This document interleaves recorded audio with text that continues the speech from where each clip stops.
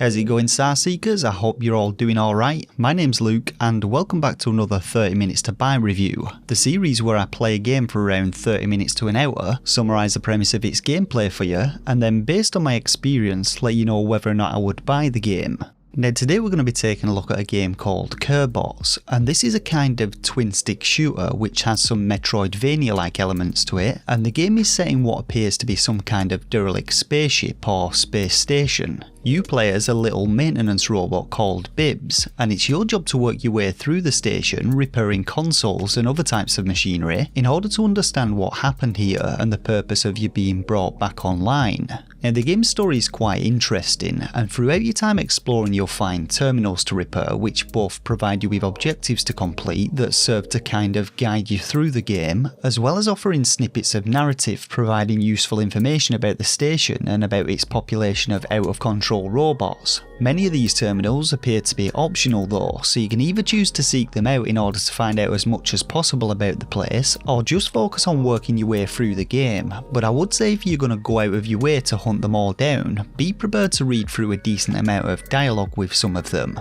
Now the control scheme in Carebotz is relatively easy to get the hang of, and it pretty much functions like your standard twin stick shooter, with the left analog controlling movement while the right aims your weapons. However, being in space, your ship uses thrusters for movement, and this makes it feel a little bit like asteroids as you retain your momentum in your direction of travel. As I got to playing the game, I also found that for some reason it reminded me of a classic Sega Mega Drive game called Subterranea, though unlike that game, Carebotz isn't hard as balls, and being in zero gravity makes controlling your ship much easier, whereas Subterranea actually had gravity and was more like Lunar Lander. Now, like I said, gameplay in Carebotz is primarily focused around working your way through the station, repairing consoles and power stations in order to open doorways to new areas, and while you could categorise this kind of progression as being Metroidvania-like from the couple of hours that I spent playing, the game actually feels pretty linear, and other than my repair tool, nothing else was really required to progress forwards. I'd say the most Metroid type element in the game has to be the equipment upgrades that you can find dotted around the station, and the blueprints which grant both these upgrade modules as well as new equipment types can be obtained from containers that you have to repair as well as from random enemies you kill, but in order to purchase these upgrades you must first obtain the necessary resources through scavenging and destroying enemies before heading to a save point which also acts as a workbench. Now the equipment and upgrades generally fall into two different categories, the first being utility upgrades which include things like improvements to your shields, thrusters and health, as well as granting some active abilities like a booster module which can also be upgraded, and the second type are the weapons modules and upgrades. Now you begin the game with a minigun which has a reasonably fast rate of fire and is able to easily take down your basic enemy drones, but as you get further into the game you'll encounter more advanced drones equipped with shields, rocket launchers and other spicy tech, and while you do eventually find a rocket launcher of your own and mines which literally annihilate anything which runs into them, I did actually spend a good hour and a half playing the game before actually getting these new weapons, and my Poxy minigun felt severely underpowered in comparison to the enemies that I was facing, despite me having upgraded it several times. Now the combat itself isn't bad per se, however the AI of the drones is pretty simple, which means it's pretty easy to kite them around and manipulate them, especially since your weapons have much greater range than theirs.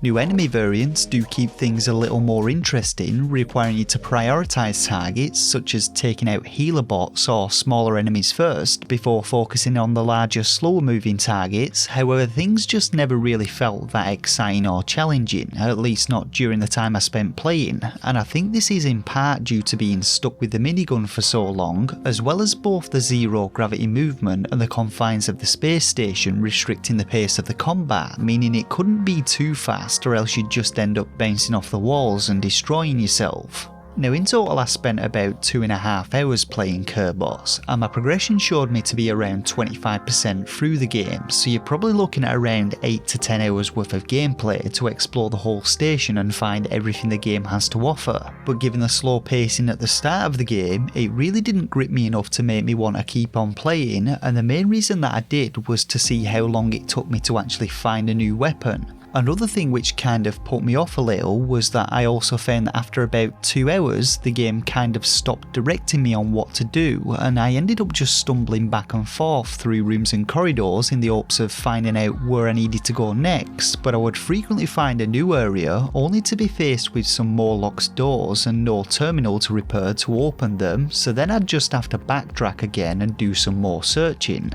Now when it comes to visuals and audio, graphically speaking, Carebotz is relatively simple. Both our character and enemies are pretty much spheres of different sizes with guns attached to them, but there are some decent particle effects to spice things up a bit, and I liked how the different weapons appeared attached to your drone. Throughout my couple of hours of playtime, the ship's environment didn't change from being this battered looking red variant, but the eShop screenshots do show at least one other environment in the game, so there's always that to look forward to, and in general the visuals were fine, and I didn't notice any real hitches when it came to the game's performance on the Nintendo Switch. Now on the audio side, the sound effects weren't too bad, with some futuristic blips and nice explosions when you kill enemies, but the weapons themselves do sound pretty pathetic, and overall the game just generally feels pretty quiet and void of atmosphere. The music in Carebotz isn't bad either, but again nothing really stand out, and from what I could tell you had 2 tracks, a calming ambient one which played when you were outside of combat, and an upbeat techno sounding one that kicked in when you got into a bit of a tussle. And while they were both alright, I eventually ended up muting the music and just listening to some of my own.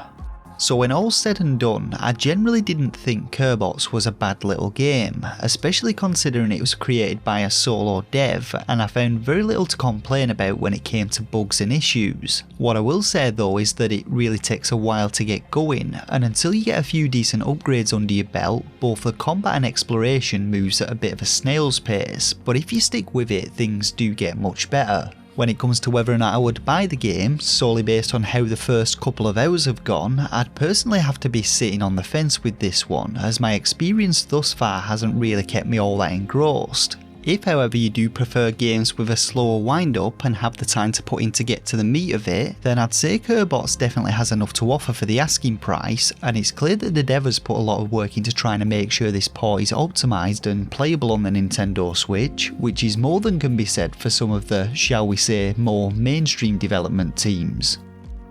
And so that just about does it for this 30 minutes to buy review. As always, I hope it helped you out, and if it did, hit that like button, let me know your thoughts and opinions in the comments section below, and make sure to subscribe to the channel to stay up to date with all my latest content. For now though, I just want to thank you all once again for watching, and until next time, take care of yourselves and game on.